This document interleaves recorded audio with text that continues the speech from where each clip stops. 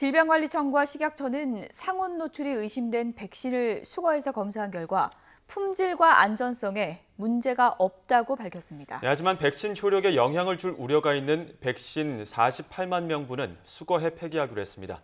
취재기자 전화로 연결합니다. 한영규 기자. 네, 한영규입니다. 네, 상온 노출 문제로 접종이 중단된 백신에 대해서 유통조사 결과가 나왔죠. 네, 그렇습니다. 질병관리청과 식품의약품안전처는 상온 노출 문제로 접종이 중단된 정부 조달 물량 백신에 대해 수거 검사와 안전성 시험을 실시했습니다.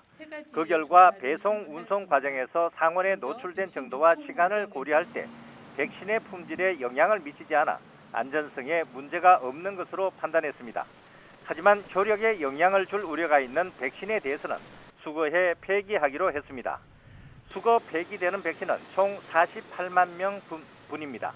운송 차량 온도 기록지상 0도씨 미만 조건에 노출된 것이 확인된 27만 명분과 호남 일부 지역에서 백신 상하차 작업을 야외에서 진행해 바닥에 일시 내려놓았던 물량 17만 명분, 그리고 적정 온도인 2도에서 8도씨를 벗어난 시간이 13시간 20분이나 됐던 물량 2,000명분, 그리고 개별 운송대 운송 과정에서 온도 확인이 되지 않는 3만 명분 등입니다. 네, 그렇다면 문제가 된 백신을 맞은 사람 지금까지 몇 명이나 파악됐는지 궁금하고요. 그리고 국가 백신 접종은 언제쯤 재개되는 겁니까? 네, 질병관리청이 지자체를 통해 파악한 조사 대상 정부 조달 물량 접종 사례는 오늘 4시 기준으로 16개 지역 3,045건입니다. 지난 주말 대비 749건이 늘어났습니다. 이 가운데 수거 대상 물량 접종 사례는 7개 지역 554건으로 확인됐습니다. 지금까지 보고된 조사 대상 정부 조달 물량 접종자 중 이상 반응을 보고한 사례는 모두 12건입니다.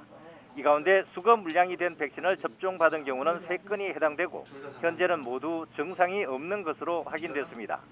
질병관리청은 수거 대상 물량 접종자는 지속적으로 파악하고 앞으로의 조치에 대해서는 예방접종 전문위원회를 통해 검토할 예정이라고 밝혔습니다. 정영경 질병관리청장은 이번 독감 백신 유통 과정과 접종 기간 관리 문제로 국민들에게 불안과 심려를 끼쳐드려 송구스럽게 생각한다고 사과했습니다. 또 국가 독감 예방접종 사업이 더욱 안전하고 원활하게 추진될 수 있도록 전반적인 개선 대책을 마련하겠다고 밝혔습니다. 지난달 22일부터 중단된 국가 독감 예방접종 사업은 다음 주 월요일부터 재개될 것으로 보입니다. 예방접종 전문위원회의 심의를 거쳐 구체적인 계획을 수립한 뒤 시행할 계획입니다.